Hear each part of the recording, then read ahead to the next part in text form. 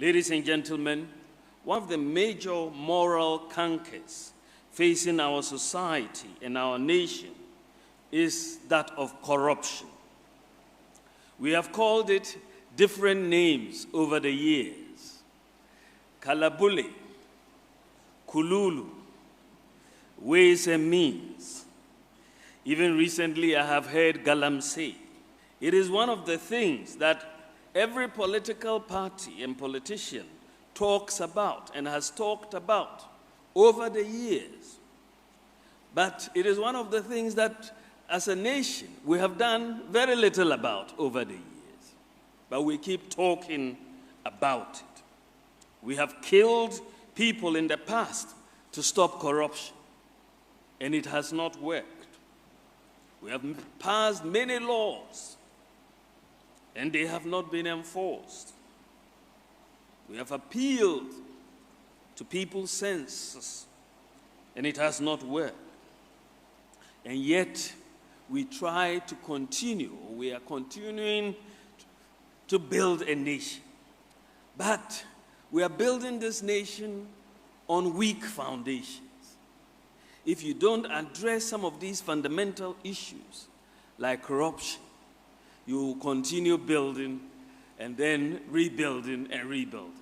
Every politician, I think, who has held office or who is holding office should be made to answer that question. What did you do, or what are you doing about corruption? What are the concrete measures are we taking to deal with corruption, or have you taken to deal with corruption?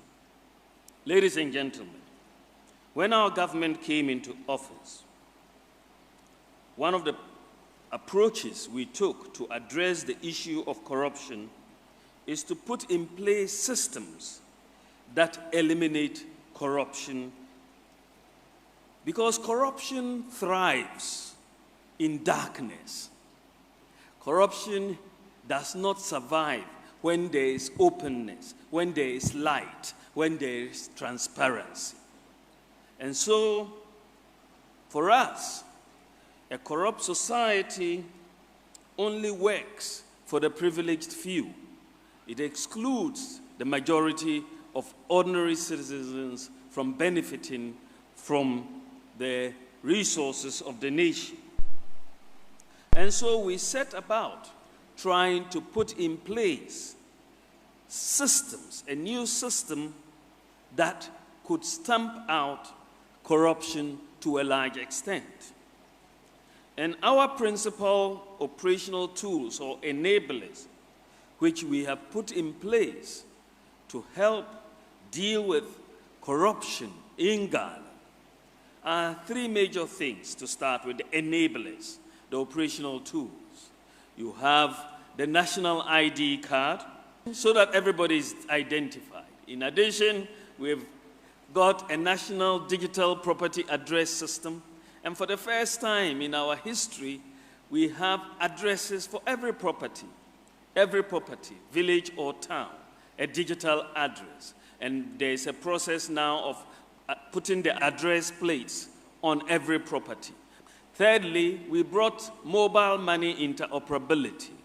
Mobile money interoperability means that you can send mobile money to different networks, and you can also send money between your own mobile money account and a bank account. Very, very important. The first country in Africa to do so. Ladies and gentlemen, the digital economy is a massive economy. That should be obvious, of course, to anybody who has done sixth form economics. And they should understand. But if you don't understand that it is a massive economy, then you shouldn't blame me.